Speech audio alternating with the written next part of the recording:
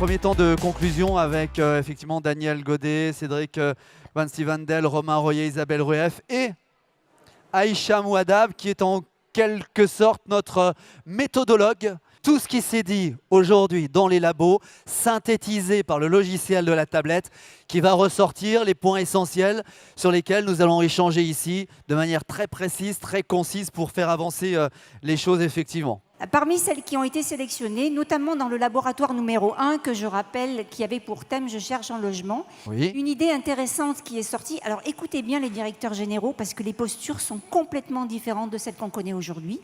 Dans la proposition qui est ressortie de ce groupe, les collaborateurs et les parties prenantes proposent de créer un site de rencontre, type site de rencontre que vous connaissez, qui s'appellerait « Attractive Home ».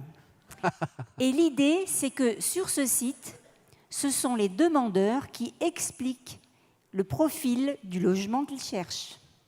Et les bailleurs sociaux sont invités à se connecter et à faire des propositions. Donc on change complètement les postures. Vous vouliez de l'innovation? Eh bien, mes amis, vous en avez. Je le sens bien, Daniel Godet, sur Attractive Home. Qu'en pensez-vous, Daniel Godet? Moi, ça rejoint ce que je disais tout à l'heure. Si on ne part pas de des besoins qu'expriment les locataires, les demandeurs, les clients, en général, une fois sur deux, on met à côté. Et surtout, on dépense de l'énergie pour rien. Donc, c'est le besoin qui crée l'organe et pas l'inverse. Romain Royer. Oui, c'est ce que disait Daniel il y a un instant.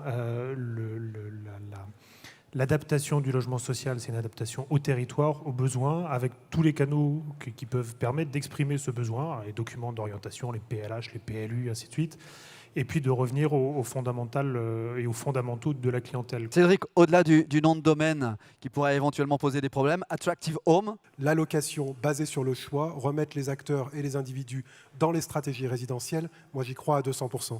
Alors, on avait dit pas de censure, on a parlé de plaisir, on a parlé de désir, et donc on pousse encore plus loin en disant de concevoir le logement comme un site de rencontre. Je crois qu'en effet, le logement, c'est bien une rencontre entre une personne et un logement, et que le fait de rendre acteur le demandeur, le fait qu'il puisse exprimer son choix, qu'il participe à l'élaboration de ce choix, c'est quelque chose de fondamental et auquel on travaille. Allez, que s'est-il passé dans les labos? Quelle effervescence? Qu'est-ce qui remonte, Aïcha? Alors, dans le labo 4, une idée intéressante, c'est la création d'un guide du routard de mon quartier. On est capable de créer des guides du routard de différents pays. Pourquoi on ne serait pas capable de créer un guide du routard du quartier? On parle de proximité, là. Le guide du routard de mon quartier, une application dans le labo 4. Daniel? Un mode d'emploi du quartier. Oui. Bah, c'est très bien, c'est global. Moi, ça me va très bien. Cédric? Ça me rappelle un truc qui a été fait à Vaux-en-Velin il y a 15 ans. Donc ça existe. Ça s'appelle le guide des acteurs du quartier. Mais là, c'était sur papier, maintenant on parle d'application. Eh bien, c'est pas très compliqué de le transférer, à mon avis. Isabelle Rueff, le guide de mon quartier.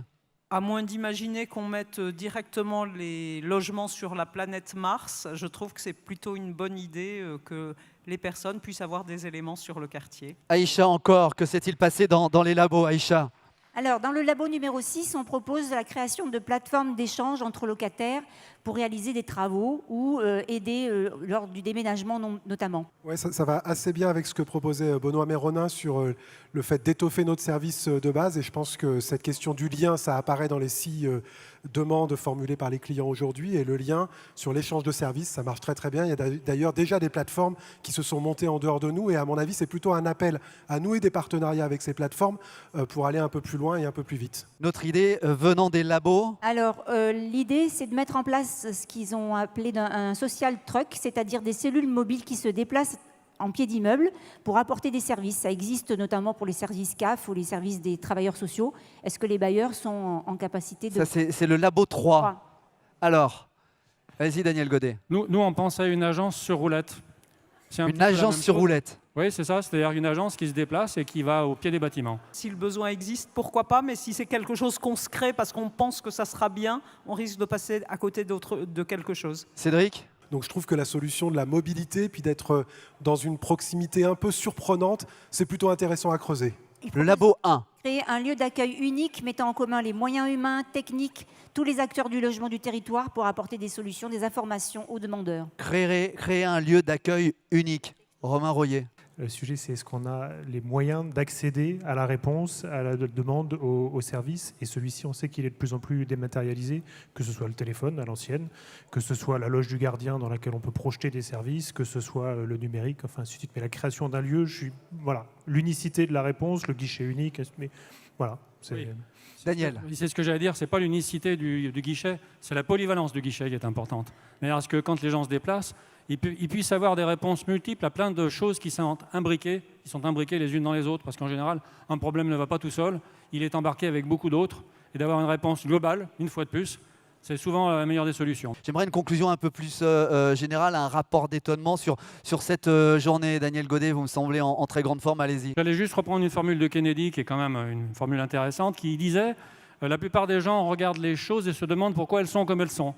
Nous devons imaginer comment elles devraient être. Ça fait 2 fois de suite que l'ARA HLM et que les bailleurs de la région Rhône-Alpes font des paris un peu risqués sur le fond et sur la forme, et 2 fois de suite qu'on réussit. La première fois, c'était le village de l'innovation sociale qui a été ouvert par Isabelle Rueff au congrès de Lyon, et où on a bluffé tout le monde sur ce pari de 1000 m² pour mettre en avant la qualité du travail des bailleurs sur les territoires, aux côtés des locataires et dans l'innovation. Et puis le deuxième pari qu'on fait, et que font les équipes de l'AR avec les bailleurs, c'est cette rencontre, tous nos collaborateurs qui échangent sur leurs pratiques et qui essayent d'imaginer une nouvelle proximité.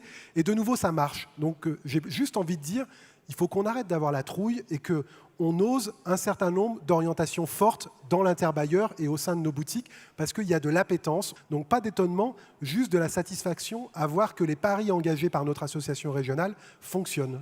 Romain Royer. Moi, c'est un rapport d'ébahissement. Débaillissement. Parce que on a beaucoup, au travers des questions qui ont été abordées, et même la notion de proximité, on parle qualité de service, on parle proximité, et on voit que là où on fait globalement tous le même métier, dans des groupes et dans des territoires différents, mais globalement c'est la même chose. On le sait tous, là où ça dysfonctionne, c'est quand on a des fonctionnements un petit peu trop en tuyau, les développeurs qui ne parlent pas à la gestion locative qui ne parle pas au patrimoine, ainsi de suite. Les exemples, on les connaît tous, on est 1000 ici à travailler dans le même secteur, on voit le sujet. Et ici, ce que j'ai trouvé, moi, tout à fait intéressant, et ce qui suscite mon ébahissement au-delà de mon étonnement, c'est que précisément, on a réussi à faire travailler sur des sujets qui ne sont pas forcément des sujets transversaux, tous les corps de métier. Et je crois que chaque bailleur est venu ici avec une délégation diverses, et que les gens se sont inscrits dans des ateliers qui sont parfois éloignés de leurs préoccupations professionnelles immédiates, et en même temps ça crée de la confrontation, ça crée des nouvelles idées, ça crée des propositions iconoclastes qui grattent un petit peu. C'est ça qui est intéressant, et donc je suis plus ravi, je suis lourd ravi par rapport à Cédric. Aïcha, vous, qu'est-ce que vous avez aimé aujourd'hui? Parce qu'on l'a dit, vous êtes chef de projet de ce concept fabrique de la proximité, mais de la théorie du virtuel au réel, au concret aujourd'hui, avec toutes ces personnes. Qu'est-ce qui vous a plu? Mais moi, ce qui m'a plu, c'est l'implication de tous, quoi, à tous les niveaux, dans les labos, au sein de la fabrique, dans les équipes qui ont accompagné le travail dans les laboratoires. Donc je pense que l'implication, elle est très forte, et c'est ça qui m'a plu. Comme disait la mère Cotivet, c'est pas le tout d'y dire, maintenant il faut y faire. Moi je retiens 3 mots: écoute, créativité, remise en question. La conclusion, on va la donner à Isabelle Rueff, évidemment. Ce matin, en ouverture, Isabelle, devant tous ces acteurs, je reprends vos propos, c'était que la journée soit effervescente avec de l'intelligence collective. La ministre Hélène Geoffroy disait il faut une effervescence foisonnante. Votre conclusion? Je trouve que ça a bien foisonné, voilà.